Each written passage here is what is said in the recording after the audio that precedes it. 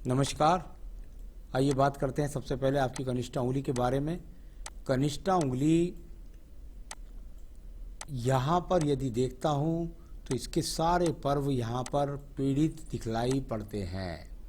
यानी कुल मिलाकर के ये स्थिति वो होती है जब सूर्य की उंगली के पर्व के पहले प्रथम पर्व तक यहाँ उंगली ना पहुँच पाए, अपने मन बुद्धि का एक जगह पर टिकाऊ ना होना, ना इस बात का मानसिक पर्व पीड़ित, यानी मन के अंदर कितने सारे विचार चलते रहते हैं। व्यवहारिक पर्व यानी आज व्यवहार में कुछ, कल व्यवहार में कुछ, इतने सारी चलते रहते हैं कि उसकी वजह से आप अपने आप को संयमित नहीं कर पाते हैं। और थर्ड पर्व यानी कुल मिलाकर के जो धन के आगमन हैं उनको किस तरह इन्वेस्टमेंट करूं, कहाँ इन्वेस्टमेंट करूं, इस तरह की बातें, या कह सकते हैं कि भाई मैं जहाँ से धन निकालना पड़ता है वहाँ बहुत परिश्रम करना पड़ता है। कुल मिलाकर तीनों पर्व पीड़ित हैं।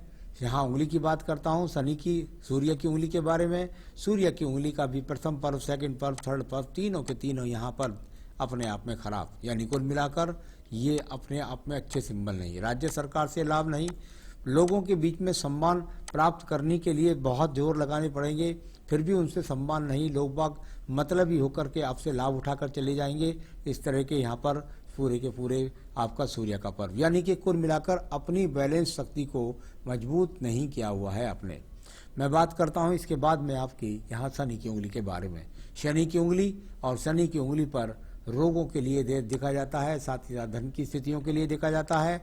यहाँ भी सेकंड पर्व पर इस प्रकार की स्थितियाँ, यानी कि धन के लिए संघर्ष और धन दे दें किसी को तो उससे लौट करके ना आए, इस तरह के संकेत। साथ ही साथ शरीर में वर्तमान में रोगों का प्रवेश भी होना शुरू हो गया है। अब बात करता हूँ बृहस्पति की उंगली के बारे में। बृहस्पति की उंगली फर्स्ट पर्व यहाँ पर कुल मिलाकर के अगर उस पर प्रभावित हो जाए तो ईश्वर के प्रति भक्ति में मन ना लगना। दूसरा पर्व खराब हो जाए, पति के साथ वैचारिक मतभेद हो जाना, पति के साथ तालमेल ना होना, इस प्रकार के संकेत। और थर्ड पर्व भी यानी कुल मिलाकर इस वजह से हो सकता है कि बच्चे भी आपसे, आपकी जो सक्रिय जिंदगी है उससे संतुष्ट न होकर के आपसे नाराज हों, ऐसा कह सकते हैं। आइए बात करता हूं बुध पर्व के बारे में। बुध का पर्व आपको तय करेगा आपके जीवन के अंदर धन की स्थितियों को। यहाँ पर वहाँ जहाँ मजबूती दिखाई नहीं दी, यहाँ पर धन की ये स्रोत दिखलाई देते हैं कि कहीं ना कहीं से आपके पास धन के स्रोत नियमित रूप से बने रहते हैं, ऐसा यहाँ से दिखाई देता है। तो ये इस प्रकार की रेखाएं यहाँ पर आपके पास हैं जो धन का नियमित धन का आगमन आपके पास दिखलाते हैं। सूर्य पर्व की रेखाओं की बात करते हैं। जब सूर्य पर्व पर वो रेखाएं आपके पास हैं कि यदि आप जीवन में समय रहते युवावस्था में अगर राज्य सरकार की नौकरी के लिए प्रयास करती तो निश्चित रूप से आपको संविदा की जॉब, अच्छे सेक्टर से जॉब, ये सब चीज़ें मिल सकती थी। कुल मिलाकर ये कार्य क्षेत्र में अब जो रेखाएं बन रही हैं, जहां आप सम्मान के लिए लड़ाई कर रही हैं, वहां पर सामान्य रूप से अब आपको कुछ लोग सम्मान देना शुरू करने वाले हैं, इस प्रकार के संकेत दिखलाई देते हैं। यहाँ पर बात करता हूँ शनि के पर्व के रूप में। शनि का पर्व धन का पर्व जाना जाता है और धन के पर्व पर वो भाग्य रेखाएं यहाँ पर खड़ी हुई हैं जो आपके जीवन के अंतर्गत आपको धन के भाग्य रेखाओं के रूप में यहाँ पर धन के स्रोत लगातार बनाए हुए रखी है। यानी कोई भी स्रोत है, किसी न किसी जरिए के द्वारा लगातार आपके पास धन के स्रोत ये है। और थोड़ी सी आड़ी रेखा बृहस्पति को चली जाए तो व्यक्ति अपना वो धन ईश्वर भक्ति के लिए भी खर्च कर देता है, ईश्वर के कार्य में भी खर्च कर देता है। अब मैं बात करता हूँ इसके बाद आपके बिखरे हुए बृहस्पति के बारे में। बिखरा हुआ बृहस्पति अच्छा नहीं होता। जब इसको बहुत सारी रेखाएं आड़ी टेढ़ी काटने लग जाती हैं तो ये अपने आप में होता है कि भाई मानसिक स्थिति को सही रूप से इस्तेमाल ना करना।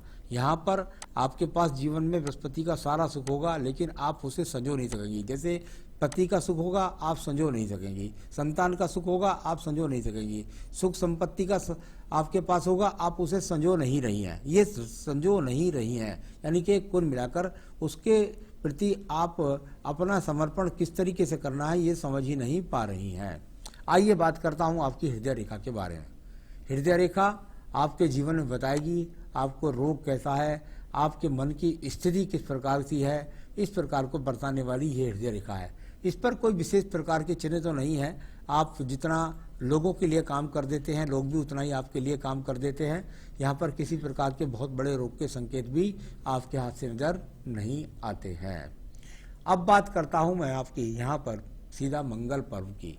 मंगल पर्व आपका बहुत ज़्यादा रेखाओं से कटा हुआ है, यानी कुल मिलाकर एक दूसरे पर चढ़ने वाली मंगल रेखाएं बहुत हैं।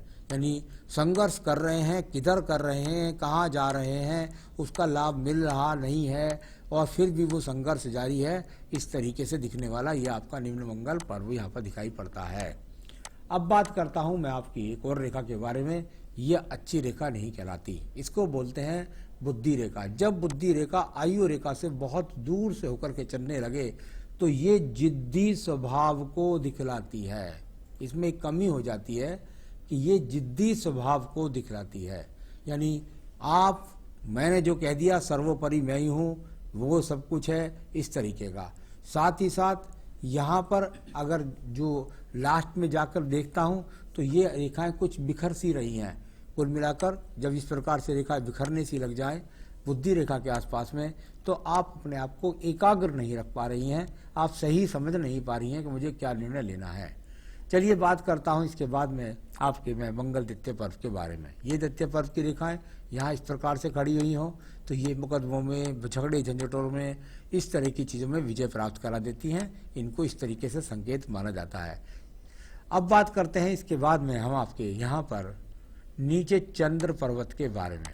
चंद्र पर्वत और यहाँ चंद्र पर्वत के केतु वाले स्थान में बहुत सारी रेखाओं का विचार गमन, साथ ही साथ कुछ एक दूसरे को पूरक करके चलनी है, कुछ काट करके चलती हैं। यानी कुल मिलाकर जितना दिमाग के अंदर उधड़ बूंद मचा रखी है, क्योंकि केतु स्थान यहाँ आपका ज़्यादा चौड़ा है, आपका शुक्र पर्व, और यहाँ केतु स्थान थोड़ा सा छोटा हो गया चंद्र पर्वत के साथ, तो दिमाग के अंदर बहुत सारी योजनाएं चल रही हैं, उथल पुथल मची हुई है, उसको संभालना मुश्किल है। यहाँ शुक्र पर्वत भी अगर देखता हूँ तो सही तरीके के जो एकाग्रता होती है यहाँ वो कहीं भी नज़र नहीं आती। संसाधन है और संसाधनों के प्रति अगर मैं देखूँ तो उसका पूरा फायदा आप नहीं उठा रहे हैं या उससे आप संतुष्ट नहीं हो पा रहे हैं। इस प्रकार का आपका शुक्र पर्व भी यहाँ पर मौजूद है। इसके बाद बात करता हूँ मैं आपकी यहाँ पर आयु रेखा के बारे में। आयु रेखा, और यहाँ से यदि आप देखेंगी तो ये जाकर के सीधा मणिबंध के पास ये रेखा चल जाती है, और ये साइड से जो रेखा आ रही है ये आपके पास संपत्ति यानी उस प्रकार की बनाती है। ये दीप निबंधा अलग है थोड़ा सा। तो जब इस प्रकार से ये रेखा बनती है तो वो रेखा होती है कि भाई ठीक है, चाहे पति से मिले चाहे संतान से मिले, आपको सहयोग मिलता रहेगा। भाग्य रेखा को देखिएगा तो आयु रेखा लगभग 78 वर्ष है, ये आपकी भाग्य रेखा है। भाग्य रेखा के साथ कोई ना कोई रेखा लगातार संपर्क करके ऊपर चलती रहती है, तो कहीं ना कहीं किसी की ना किसी संसाधन के द्वारा आपके पास धन के आगमन भी नित्य रूप से बने हुए हैं। तो ये चीज़ आपके पूरे हाथ को पढ़ने का तरीका। और यहाँ शुक्र पर्व बहुत ज़्यादा पीड़ित है। यहाँ थर्ड पर्व का शुक्र पर्वत आपस में माइनस रूपी रखा राहु रेखा काटना, यानी अपने आप में संतुष्ट ना होना, अपने मस्तिष्क पर पूरा काबू ना होना, तो ये सब चीज़ें यहाँ पर दिखलाई पड़ती हैं। आइए बात करता हूँ इसके बाद में सीधा आपके सवालों पर। अंत समय भगवान के चरणों में जगह मिले ऐसा उपाय बताएं, मेरा भक्ति बीच में छूट जाती है। आपके दो तीन सवाल में एक साथ लूँगा, उसका एक साथ जवाब दूंगा। दूसरा, क्या आपने कहा है कि इसके बाद क्या मैं बचे हुए जीवन में भगवान से जुड़ पाऊंगी, क्या कोई धार्मिक कार्य करूंगी, ऐसा लिखा है आपने। और इन दो सवालों का जवाब दूं मैं आपको अगर सही रूप से ज्ञान है तो आपको पता होगा, एक होता है सतगृहस्थ आश्रम। सतगृहस्थ आश्रम का मतलब होता है परिवार को साथ लेकर के समाज रूपी कार्यों को करके, भक्ति भावना में तीर्थों का यात्रा करके, भक्ति भाव का लोगों में आदान प्रदान करके, उस तरीके से गृहस्थी को भी संभाला और अपने भगवान की स्तुति भी की और उनका बैलेंस बना करके जीवन में चलना, उसको बोलते हैं सतगृहस्थ आश्रम। वो आपके हाथ के अंदर बहुत ज़्यादा बिखरा हुआ है, आप समझ ही नहीं रहे हैं कि मुझे क्या करना है। कृपया करके सतगृहस्थ का पालन कीजिए। ईश्वर ने जो आपको वरदान दिया है, जो सुख दिया है, उसको पूरी तरीके से भोगिए। तो ये आपके मैंने इसका जवाब दिया। आपने कहा क्या बच्चों का साथ रहेगा, क्या मुझे ऐसा नहीं लगता। बिल्कुल सही कह रही हैं, आपको इसलिए नहीं लगता क्योंकि मैंने भी जो हाथ के द्वारा देखा है वो यही देखा है कि आप सही तरीके से उनके साथ अपना व्यवहार साध करके चल पाएं, ऐसा मुझे बहुत मुश्किल लग रहा है। ऐसा आपके शुक्र पर और संतान रेखाओं के पास भी है। तो ये आपको अपने मन पर कंट्रोल करना होगा। आपको हमेशा इस तरीके से नहीं रहना है, डिटेक्टर की तरह से नहीं रहना है, जज की तरह से नहीं रहना है, उनके अंदर घुलना मिलना है, क्योंकि आपके हाथ ये बताता है। मैं स्थान परिवर्तन करना चाहती हूँ, कुछ काम करना चाहती हूँ, कब तक हो जाएगा, ये आपने मुझसे पूछा है। मुझे किसी काम करने के योग में सफलता की यहाँ पर स्थिति नहीं नज़र आ रही है। बुढ़ापा कैसा रहेगा, पैसे की कमी तो नहीं रहेगी, बच्चों का साथ बुढ़ापे में रहेगा या नहीं रहेगा। बुढ़ापा ठीक है, बुढ़ापे की कोई प्रॉब्लम नहीं है। प्रॉब्लम यह है कि क्या आप अपनी डिक्टेटरशिप को कम करेंगी, क्या आप अपने मन मस्तिष्क को नियंत्रण में करके सही रूप से दुनिया को समझ पाकर उसमें अपना योगदान कर पाएंगी। नहीं तो फिर बच्चों का योगदान मिलना आपको मुश्किल हो जाएगा। तो साध कर नहीं चल पा रही हैं अभी आप। किसी ने बताया 50 साल के बाद पति का साथ छूट जाएगा। मैं किसी मूर्ख की बात नहीं करता हूं, ऐसा कुछ भी हाथ के अंदर नहीं है कि आपके पति का साथ आपके साथ छूट जाएगा। ऐसा कहीं भी हाथ, कोई भी किसी भी औरत का हाथ नहीं बता सकता। ये बिल्कुल किसी ने झूठ भगाया है आपको। तो ये उस तरह का कुछ नहीं है। मुझे लोग जल्दी पागल बना देते हैं, ये आपने खुद ही बता दिया। ऐसा उपाय बताएं कि लोग मेरा फ़ायदा ना उठाएं, उसका मैं उपाय बता दूंगा। क्या जिम्मेदारी खत्म होगी? जिम्मेदारी खत्म करना नपुंसक व्यक्तियों का काम होता है। जो अपनी जिम्मेदारियों से भगते हैं वो जीवन के अंदर कभी भी कहीं पर भी सफल नहीं होते। जीवन में एक तपस्या ईश्वर ने दी है, उस तपस्या को पूरा करिए। ये आपका भोग काल है, इसे पूरी तरीके से सही रूप से निर्धारित करके अपने जीवन में आगे बढ़ें तो आपके जीवन का सुख और ज़्यादा बढ़ेगा। ईश्वर खुश होकर के आपको अपने चरण में लेंगे, अपनी शरण में लेंगे। तो ये आपको कुल अपनी तरफ से करना है। तो आप क्या कर सकती हैं मन की एकाग्रता के लिए और साथ ही साथ सही डिसीजन लेने के लिए, ये मैं आपको बताता हूँ। 5 माला का जाप करिए आप, बिल्कुल आपका मन एकाग्र हो जाएगा। ओम ब्रह्म बृहस्पते नमः, ओम ब्रह्म बृहस्पते नमः। शाम का, संध्या का समय का खाना 7 बजे से पहले खा लीजिए।